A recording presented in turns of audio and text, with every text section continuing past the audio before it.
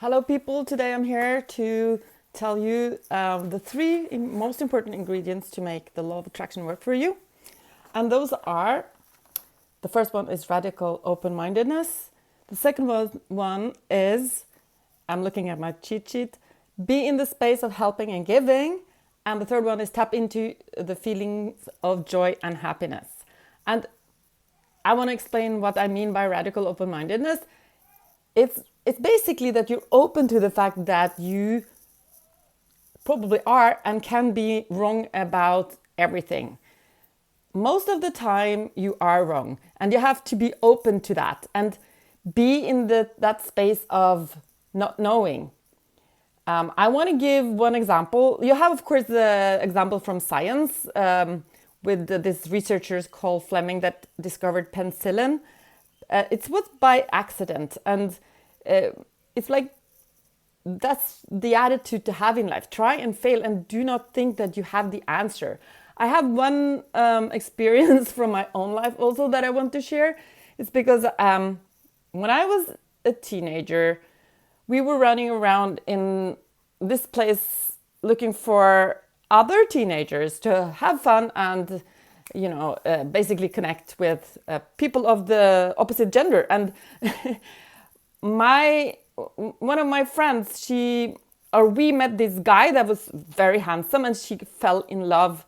Like, she was so much in love with him, and we kind of hang out with him at his summer cabin and stuff, and it didn't actually end up being an actual relationship, but kind of years after that, I was with her in her car driving around to find this person and kind of locate him, and then just kind of almost spying on him. It's like, in my head, he actually is an important person, because it's so many years of my life and so many stories that she's told is real for me.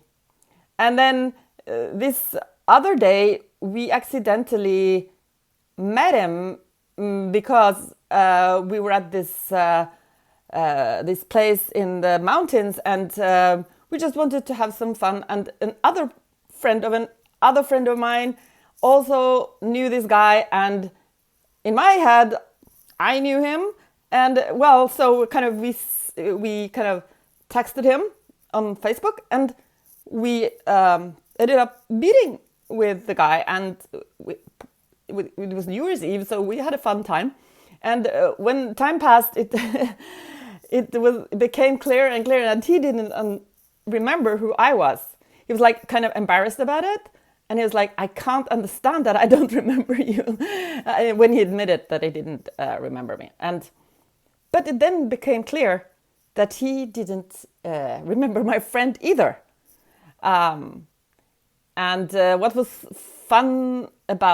kind of funny about that is that the other day she was here at this in this area where he also has a summer cabin, and she passed by him in the supermarket, and she was like, "Oh, it was strange, she didn't notice me." And he didn't notice her because he doesn't know who she is. He doesn't remember.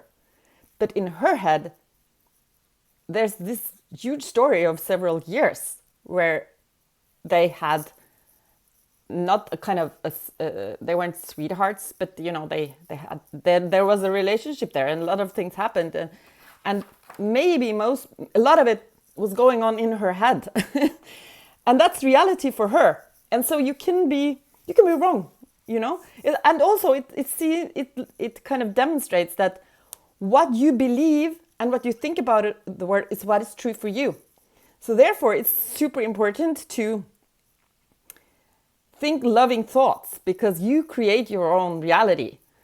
It's by, if you believe the negative stories in your head, it's like, for example, I would be thinking, I'm too old to be relevant, or other people would be thinking, I'm too young, I don't have enough competence. It's kind of what you're producing. It's actually better to just choose your own stories than believing in the stories that in your head that are most often they are pretty negative. So, and if you also have noticed that if you believe something, like if you believe that these people aren't liking me, or if you believe that I'm not competent enough, it doesn't matter what people say. You're not going to hear it. So even though people are saying really nice things about you, like you're beautiful or you're competent or you're intelligent, I'm really inspired by your videos, you're like, yeah, that's what you're saying, but I don't believe you, you know? So, you know, believe that your videos are inspiring and believe that you're beautiful, because it's you know, you don't know anyways, you know, you have no clue. So you can just as well accept that you have no idea. And also, oftentimes, like, there are as many ways of seeing the world as there are people. And I don't know if you have noticed sometimes that when people think things about you, you can kind of you can feel it, you can hear it, you hear their prejudice. They can't hide it. They're sending out messages without even knowing it. So don't have ideas about the world. Just be in the here and now. It's easier said than done, I know. So yeah, that's just, if you, as much as you can do that, like, just presuppose that what you're thinking about people and about situations is wrong most of the time. So that was the first, I'm looking at my cheat sheet. That was the first key ingredient to make the law of attraction work. And the second one is actually be in the space of helping and giving, and realize that it's not about you. We're all one ocean. We're just waves on the ocean, and this is kind of subtle, because you can be giving, but if you're giving to get something in return, like you want people to like you, or you want them to return the same service later, if you do that, you're going to be begruntled and bitter in the end. So be sure that you keep your boundaries. Don't do things that you don't really want because you really like to see people be happy, or you really want to help them because that makes you happy. If you do that because you, in your subconscious mind or in your conscious mind, you're thinking, these people will do this and that in return, then you're setting yourself up for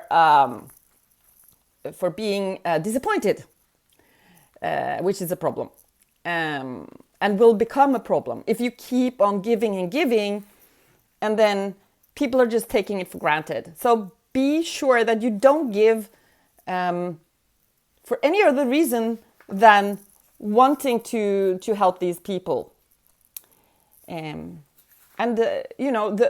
actually wanting to help people and becoming happy because you see you did something that is important in the world that help people. It's actually, the best way to happiness. So it's like, but you have to keep your boundaries. Yes, I'm looking at my cheat sheet again. Yes. And then the third, yes. Be sure that the love that you're sending out will come back to you. It's the karma. It's the karma. You're creating love and sending it out into the world, and it will return somehow, some way. And what I would say is, like, I know people that they do, they go and ask people for thanks. Like, it's becoming a transaction. So it's like, if you do something, they expect you to say thank you in return. And what they're getting is very nervous thank yous, you know? People are, thank you, thank you, thank you, thank you. And the whole atmosphere gets very tense and it's not a good atmosphere. So, like, don't go and claim your thanks. That's the trap. Even though you're kind of a loving, beautiful person, you have to do things for people because you love to see that it helps people, and not because you're thinking that people should be thanking you, because you are, again, back to the stories that you think it should be like this and this. It's kind of, everybody will feel it, and it'll just give you the thanks because you are kind of forcing them to. And I don't say that, normal politeness should be something that everyone should have. Everyone should be polite, because that's their problem. If they can't say thank you, if they can't appreciate what other people give them. So, you can't, they're on their own journey. So they have to fix themselves. So, and the third key ingredient to making the law of attraction work is tapping into feelings of joy and happiness.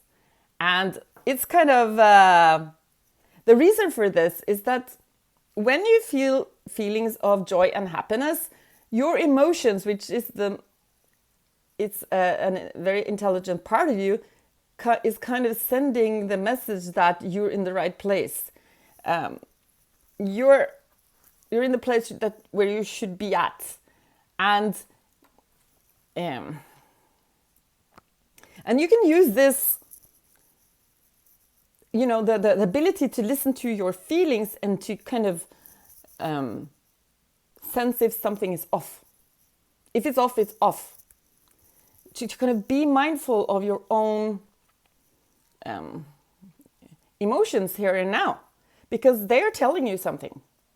So if you feel feelings of aggressiveness or disease, something is off, and then just kind of recognize those feelings and feel them. And when you're in a space where things are, you're in a beautiful state of mind, you feel joy and happiness, then something there is just right. It's like you should go look for those things, like those elements that made you feel like that. Try to seek those out, because because it sends the message that's right for you. And also another rather important point is that we actually only have one life. And for me, that's very true for me. I just realized that like 5-6 years ago, and I was like, I have to use my time in the best way possible, because I will die. And I'm very afraid of losing that insight, because you easily get drawn into routine, and you, like many people talk about, it's not the reality, this dreamlike state. It's a dreamlike state of systems, organizations, and they're there for historical reasons. Often they're not good systems. They're the systems that we have. We have to have some systems, but most systems can be improved, and most organizations do not function optimally. And there are problems in families. Like all families have challenges. So it's not like you have to use your time, and you be aware that you can die any day. And therefore, you should kind of actively seek out the people, places, and situations that give you emotions of joy and happiness. I'm not saying that you should not have feelings that are not positive. It's very important to actually tap into those feelings and actually feel them and try to figure out what are they telling you. But don't believe in those negative stories. That's kind of what yoga and meditation and all these bodywork practices can help you do, to calm your mind so that you don't actually believe what your mind is telling you. And that's why you need to be radically open-minded. You're wrong. The only time you're right is when you're feeling joy and happiness. Then you're right. You're right for you, and you will be right for others. You'll kind of spread the love in the world, which is what you're here for, basically. So thank you. That was my 3 key ingredients to making the law of attraction work for you. And thank you for listening, and please subscribe to my channel. Yes, have a great life. Bye.